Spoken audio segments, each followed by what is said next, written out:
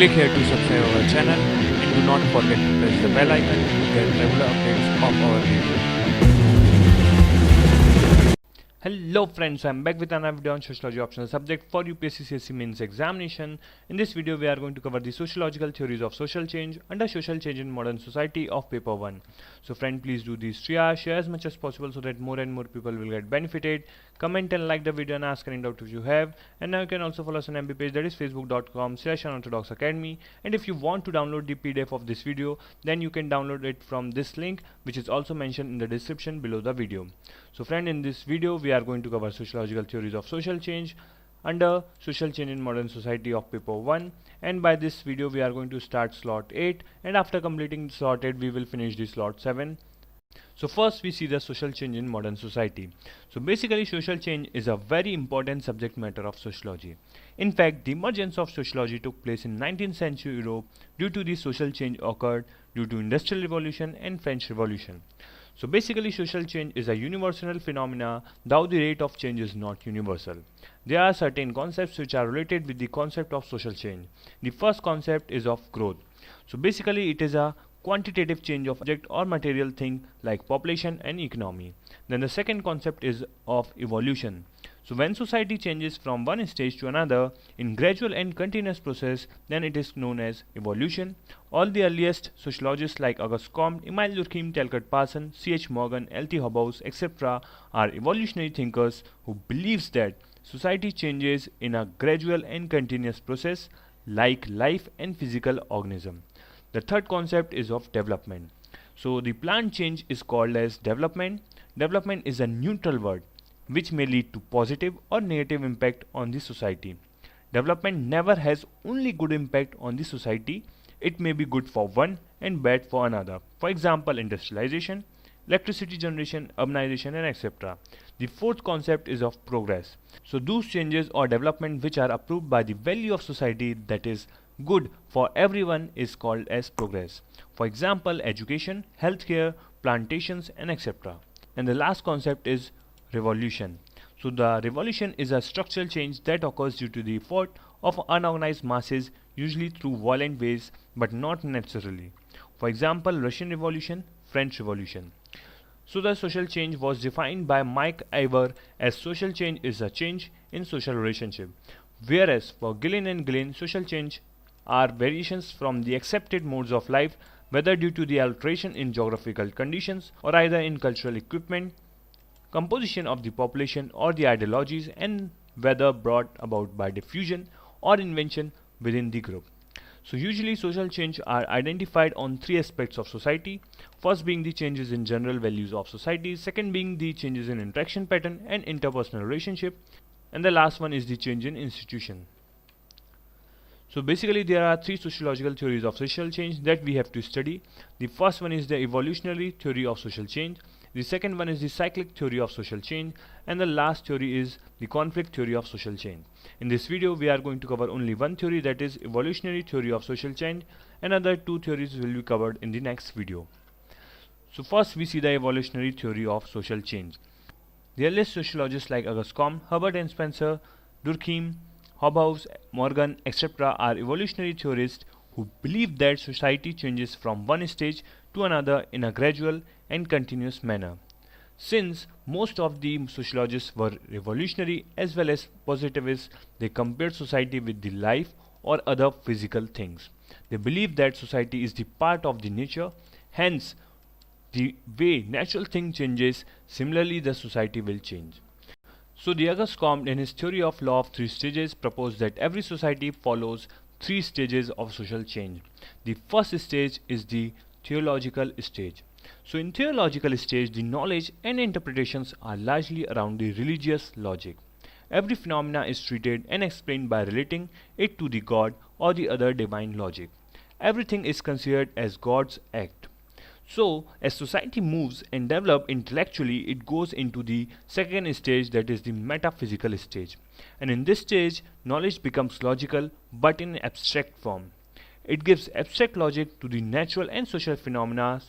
It is logics which cannot be proved. Spiritualism is the example of metaphysics. So then we move to the next stage, that is the third stage, and in the third stage of advancement of knowledge, society becomes scientific or positive. Every logic and knowledge which is provable and observable are only accepted.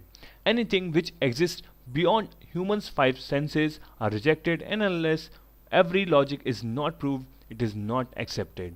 So according to Comte, all the three stages coexist in all the societies in every era.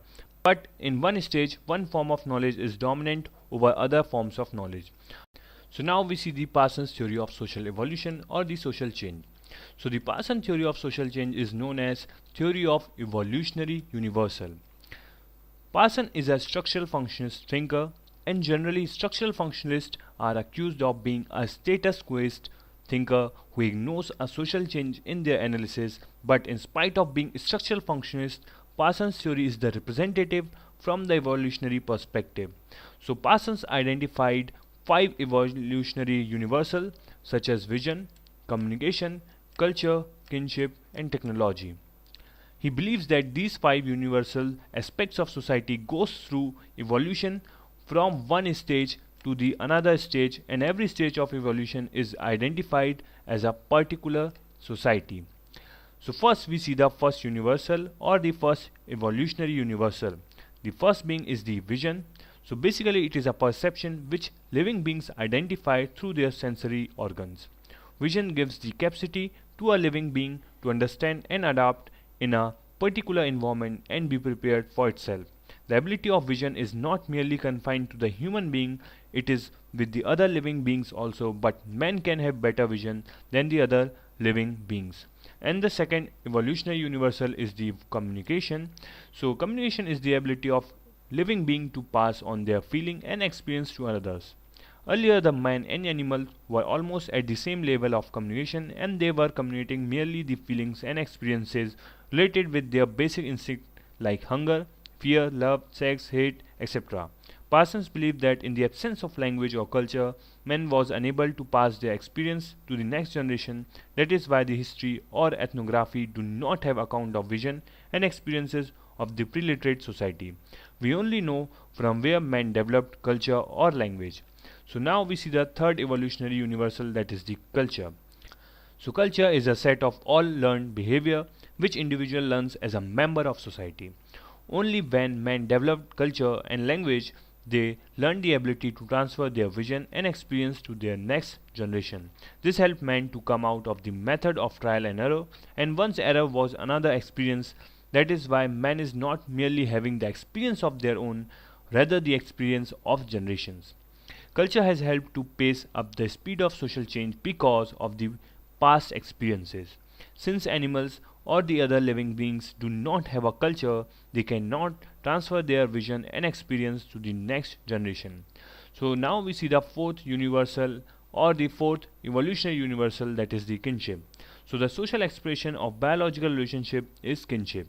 Earlier man was food gatherer and hunter and nomadic, and hence no kinship, but later realized the benefit of living together and hence started recognizing the relation. Socially, kinship is a role relation in which individuals are mutually interrelated with the bonds of rights and responsibilities. Animals have very limited form of kinship like mother and children, which remain till they are biologically dependent on each others. Earlier the kinship developed between blood relative, which modern call consanguineal family, in which the brothers and sisters used to produce children. This family evolved to a village or tribe, then to state, and then in democracy. Now we talk of the last evolutionary universal, that is the technology. So basically it is a set of tools and means through which individual or society tries to control over the nature. During the food gathering and hunting ages, the technology was in primitive form like stones, etc. But over the period it developed to the next stage called nanotechnology. So Parsons believed that these five universals move from one stage to another in evolutionary manner. Since it is a gradual and continuous, it is always in a particular form of evolution which develops a particular form of society. So these societies are the primitive society, ancient society, intermediate society, and modern industrial society. So first we talk of primitive society. So this is the first stage of social evolution, in which the evolutionary universals are at the start of their evolutionary process. In this stage, man was food gatherer and hunter and hence do not have settled life. It was a pre-literate society having very limited vision and ability of communication. And the second stage is the ancient society. So the second stage of evolutionary universal, in which the five universals have developed advanced than the primitive society. Because of the development of basic tools, they managed to live or survive by settling themselves, and the situations gave them a system of kinship which was the basis of settled life. In this stage, clan, that is Kabila, came into existence. Now there is a third stage, that is the intermediate society. So in this society, the five evolutionary universals were properly evolved, in which agriculture, monarchy, polygamy, animals as a source of every evolved along with the literature, language, grammar, etc. came in this stage. In this stage, the language was developed and culture was well formed. And then there is a last stage, that is modern industrial society. Parsons identified this stage as the last stage of evolution of society. In this stage, monogamy, democracy, machines, etc. developed, and individualism, freedom, entrepreneurship, liberalism were the integral part of the social system. So hence, Parsons explained that society maintains an equilibrium in the process of social change. Equilibrium is a situation in which society changes itself to meet the needs of the individual without bringing structural changes in the system. The institution and subsystems remain the same and do not go through the replacement, but changes itself according to the suitability of the needs of its member. Parsons called it a moving equilibrium because society is neither a static phenomena nor the needs of the individual. Hence, the needs and social institutions are dynamic. Now we talk of the criticism of it. So the Parson is a structural functionalist who does not recognize social change from external factors like diffusion, acculturations, wars, violence, social movements, and etc. Then this theory is not applied on seed-based societies, that means those societies who do not have primitive history, for example Israel, Chandigarh, etc. Then the last criticism of it is that the social change may occur due to planning, legislative efforts, technological revolutions, political efforts, etc., which were not recognized by the Parsons.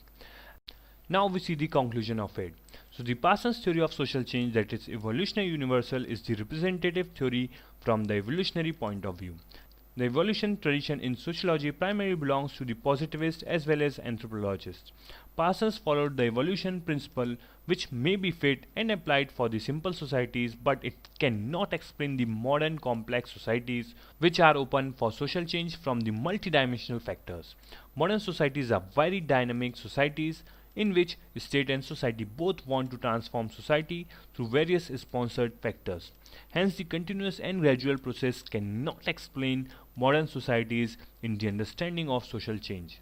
Parsons' theory is more applied on the traditional societies which goes through social change naturally, but not modern societies which consciously keeps on changing itself in a planned manner. So thank you guys for listening and watching this video. Thank you.